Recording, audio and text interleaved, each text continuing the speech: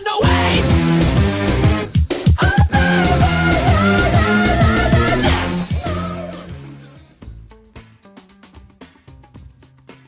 First of all, we are Lazy Blackman. I'm Lazy JP. Bars motherfucking Blackman. Yeah, I'm lazy. And I'm Blackman. Blithehound. We are Blithehound. My name is Ian. Everybody calls me If. The name is my initials, Ian Patrick Hill.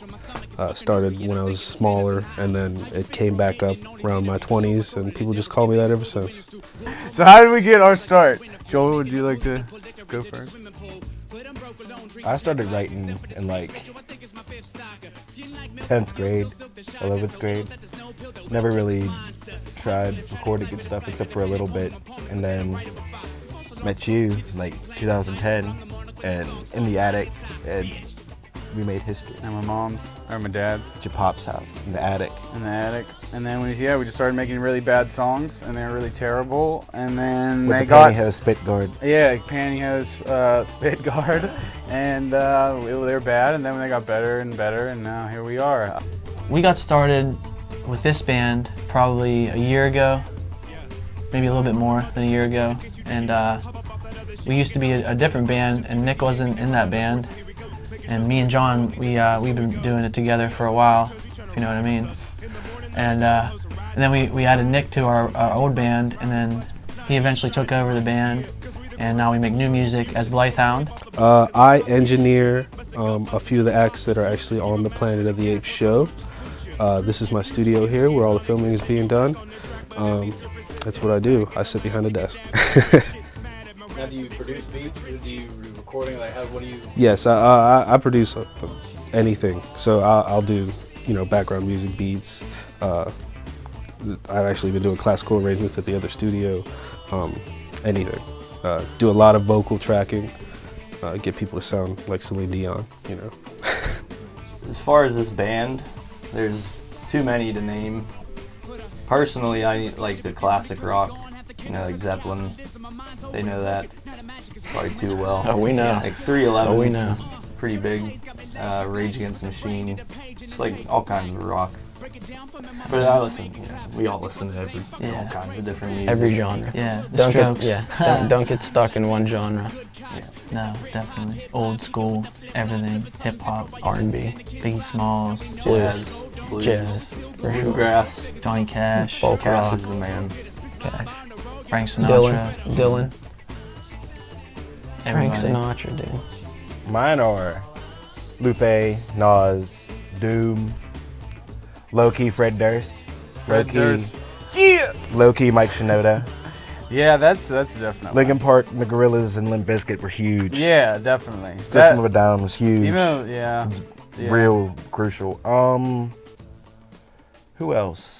For me, That's really it, really. For me, in rap, definitely Lupe, definitely Nas, Atmosphere, Cage, MF Doom, some new guys like Kid Cudi, and I liked J. Cole in the beginning, and I liked even the fucking Drake when he first started, that So Far Gone shit. Wiz was a big inspiration, because he was like from the area. But outside of rap, definitely Linkin Park, definitely System of a Down. I've been listening to a lot of like we did that Britpop album, so it was like Blur and Oasis, and Gorillaz was huge because of the blend of genres, and that was basically all that. I didn't do much. I think I watched a rock band perform at high school before I dropped out. That was it. Let's see, my first as a spectator, or as a participant, I was actually in a show with Bobby Wojcik that was, I don't even remember the guy's name. He's from California. But we performed at that guy, and he actually threw a beer at a 16-year-old at that show. So it was a pretty cool experience. The High, I knew a couple of those guys pretty well. Seen them. I remember the first, I think it was at the Praha. Went and saw them. I mean, you guys probably saw. Yeah, same. Planet of the Apes. I was just gonna say. I was way That's too it. young to be there, but I was there, and it was cool. It was weird, but it definitely weird in a good way. Just it was something different. And it definitely changed the way that I looked at music as someone that didn't do music at the time, because you respect it a lot more when you actually see someone doing it compared to just listening to it, I guess. Yeah, definitely that place was, probably did that to a lot of people. The venue made me want to play music for sure. I remember being like jealous, literally 12 years old. 12 years old. Yeah. Hey mom, drop me off. Drop me off. Drop me off at the behind the China House. Yeah. So we can. Sounds kind of sketchy. So I can go to a concert. Okay. That That works. was cool. That works. Fucking the fucking Roundhouse, watching fucking RC and those guys, Featherlight.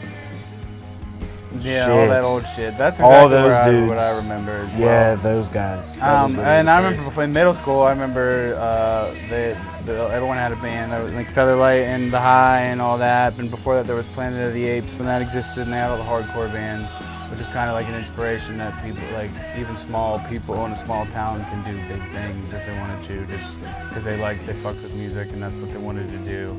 And it was good music. Like it wasn't like amateur hour. Like there's a lot of oversaturation because music I think is more accessible.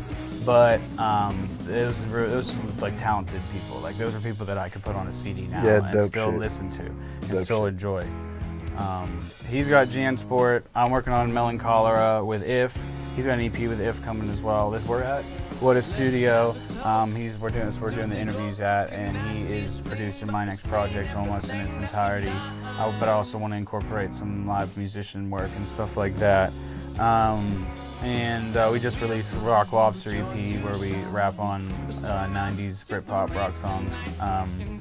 So it's going to be a cool mesh with that's why we wanted to put the show together with the bands and the rappers, and we wanted to, it's a new age and it's time to not to have such strict borders, and people need to be more open-minded about things. Download that Rock Lobster. And download that Rock Lobster. We got the Hounded EP out. iTunes, Amazon, Google Play, SoundCloud for free. YouTube. Get it there. YouTube. Play it at your parties when you're drinking with your friends. All the single songs. Yeah, we got new music coming out. It's different than the stuff we just released too. So, that's cool. It's just different melodies, different upbeat, anything you can think of. We're doing it right now. Just trying to please the people, give them something fun. At the same time, It's still us. Yeah. It's still us stuff too. we want to do. You can tell it's us. A lot of new music coming. Yeah, just always trying something new. Come shot credits. Come shop. Credits.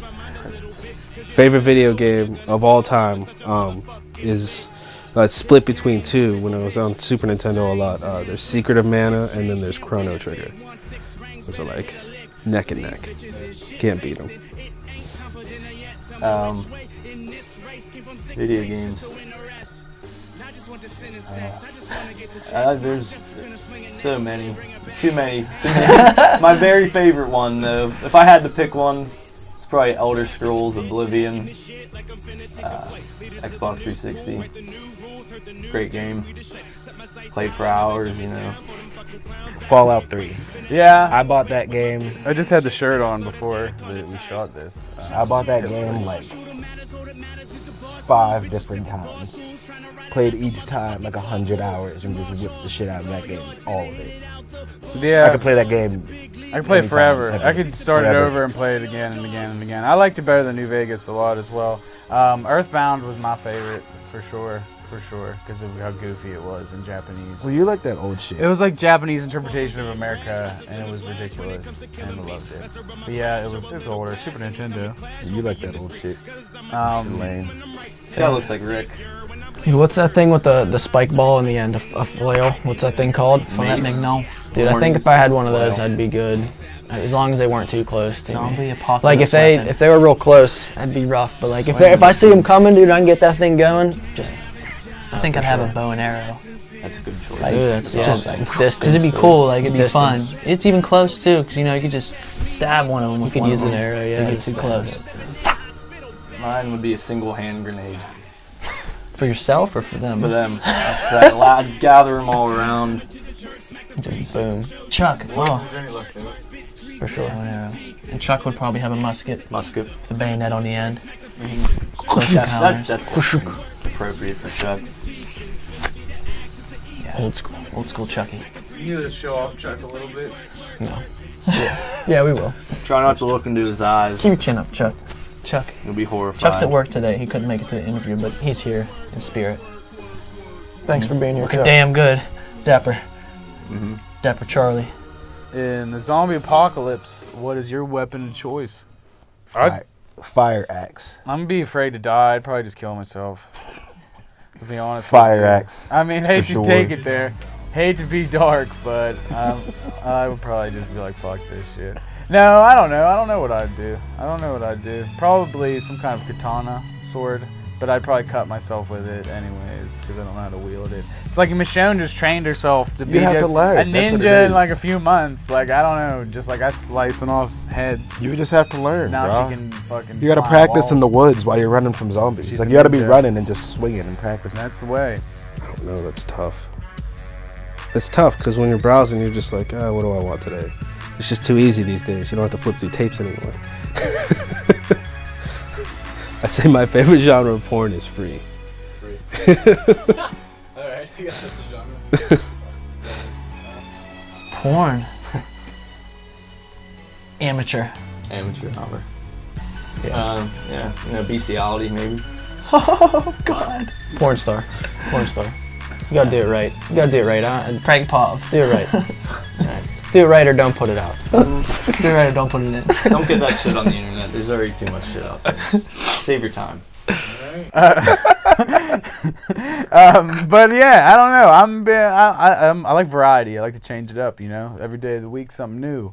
You know, you can't be staring at the same beehole every day. You know what I mean? I just pick a person. There's some buttholes I could always stare at. Mia Khalifa. I can stare at Mia Khalifa. She's a new butthole, but Mia Khalifa is a relatively new butthole. Gianna Michaels. I can stare at her And I'm butthole all starting the to figure time. out that some of my favorite porn stars, like, they have short shelf lives. Like, they quit or whatever. Like, they only do it for a certain amount of years, and then they probably get knocked. They probably get knocked up. Yeah, the tires blow out or whatever. Knocked up. The transmission falls out the whip. They had a few favorites that are like in jail or whatever. So in jail. it's kind of